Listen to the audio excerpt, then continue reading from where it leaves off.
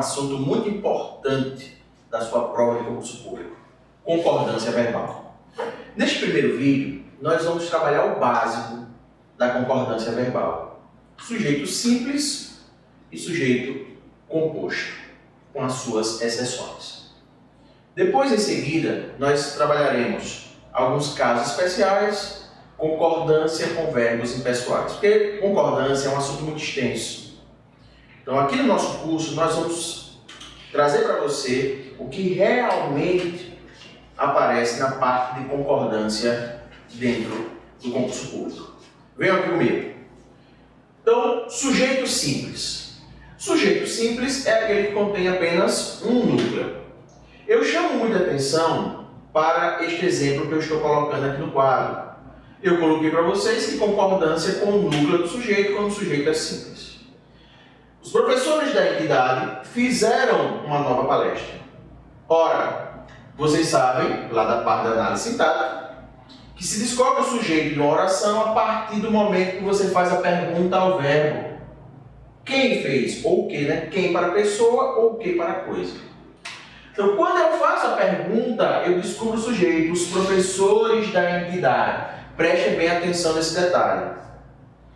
Quando você tiver sempre um sujeito onde os elementos estão ligados por preposição, o núcleo sempre será esse elemento que está antes da preposição. E a concordância do verbo é feita sempre com este núcleo. Porque às vezes a pessoa pode achar que concorda com a entidade.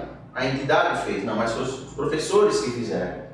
Então, a concordância do verbo é sempre feita com o núcleo do sujeito.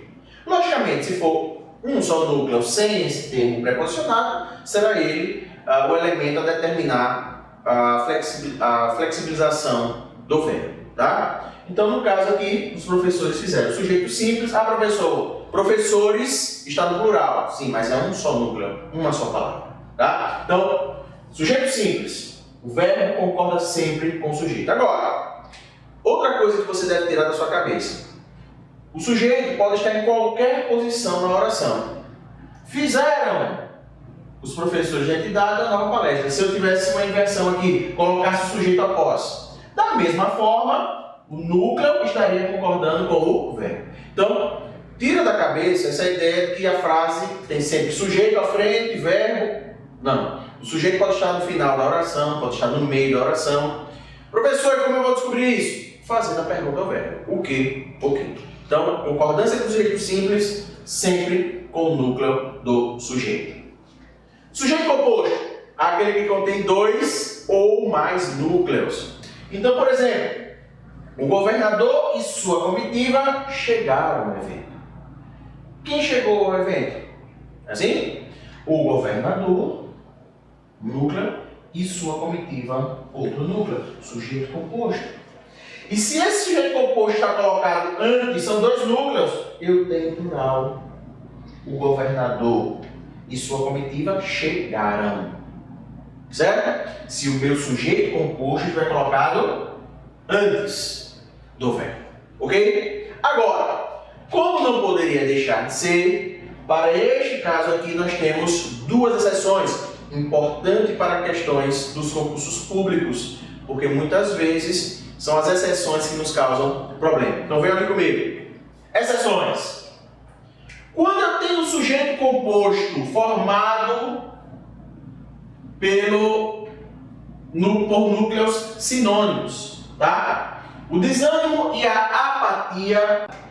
Exceções ao sujeito composto, núcleos sinônimos. Quando eu falei o desânimo e a apatia, eu tenho dois núcleos, sujeito composto colocado antes do verbo, mas são sinônimos. Então, ó, eu posso colocar tanto o singular quanto o plural.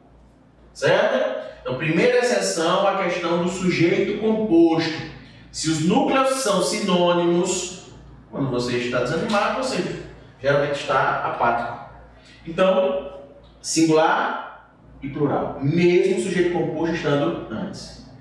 A segunda exceção, quando eu tenho núcleos do sujeito dispostos em gradação. Um rancor, uma raiva, um ódio, do menor para o maior, né? Vocês podem observar, tá? dominava-o ou dominavam-no. Embora nós tenhamos aqui um sujeito composto, mas eu tenho aqui a aceitação tanto do singular quanto do plural. Então são exceções a este caso sujeito composto. Fique bem claro, a regra, quando o sujeito composto está antes, é o plural. Mas se eu tenho núcleos sinônimos e se eu tenho núcleos dispostos em gradação, eu tenho tanto o singular quanto o plural. Não esqueça esse detalhe, tá? O sujeito composto pós-posto, colocado depois. Porque na regra aqui, eu tenho um sujeito composto colocado antes, anteposto. E aqui eu tenho um sujeito composto pós-posto. Chegou ou chegaram o governador e sua comitiva. Veja, sujeito composto, eu tenho dois núcleos. E eu tenho, ó, o governador chegou. Então, eu concordo com o núcleo mais próximo. Ou posso concordar com os dois núcleos, no plural. Então aqui não tem exceção, aqui é regra. Se o meu sujeito composto está colocado após o verbo, eu posso concordar com o núcleo mais próximo ou posso concordar com os dois núcleos no plural. Então nesta primeira parte aqui, nós observamos regras básicas de concordância verbal. Sujeito simples, sujeito composto. Não percam nos próximos vídeos a nossa sequência com casos especiais, verbos impessoais e assim sucessivamente. Até mais!